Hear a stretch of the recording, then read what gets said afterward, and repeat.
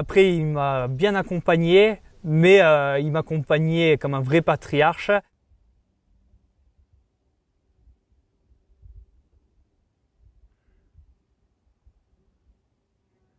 Aujourd'hui, nous sommes au domaine de Ferrussac avec Renaud. Alors, Salut Laurent. Renaud Rossignol. Bonjour Renaud. Tu vas nous dire, attends, t'es jeune, t'as moins de 30 ans. Exactement, 29 ans. Comment on arrive à être éleveur de vin et bovins? On élève le vin hein, aussi. Exactement. Donc éleveur de vin et bovins sur le Larzac. Qu'est-ce que c'est ton parcours? Vas-y, raconte-nous. Alors tout. bon, moi à la base je suis au Savoyard. J'avais les vignes de mon grand-père. On avait un domaine, ce beau domaine familial dans la famille où j'ai passé toutes les vacances depuis que je suis né. Domaine de Ferrussac donc. Domaine de Ferrussac. Savoyard, mais et à la fois il y a mon père Savoyard, ma mère est du Larzac. Et donc du coup ça m'a donné goût au Larzac et l'envie de mon grand-père.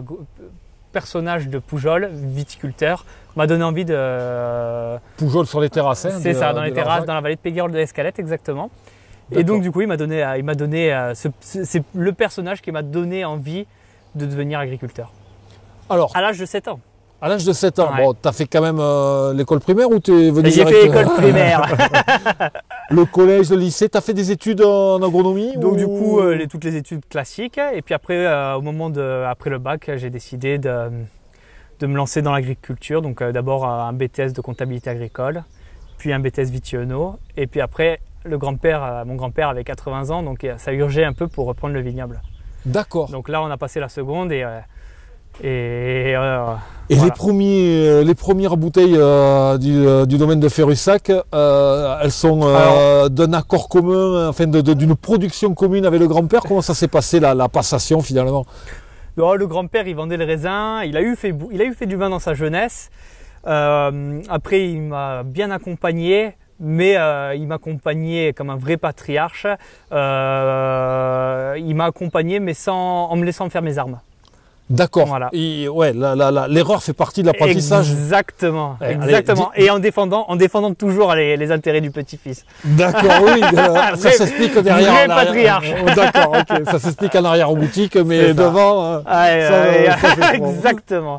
D'accord. Et alors les veaux, les vaches, comment c'est arrivé ça? Et donc du coup, on avait cette magnifique propriété avec 700 hectares.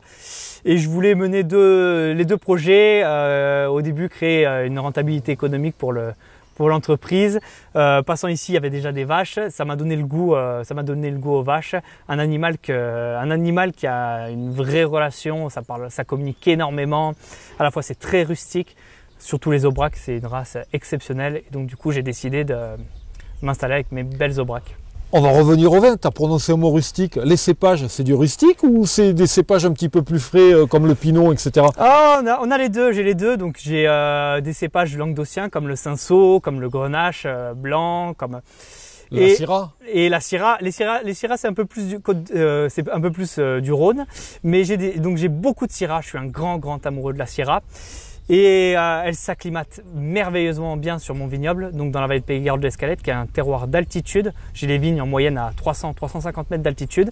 Et elle type sur la violette, le poivre, et j'en suis réellement amoureux. Donc du coup, le domaine de Ferrussac, c'est des grands partisans de la syrah.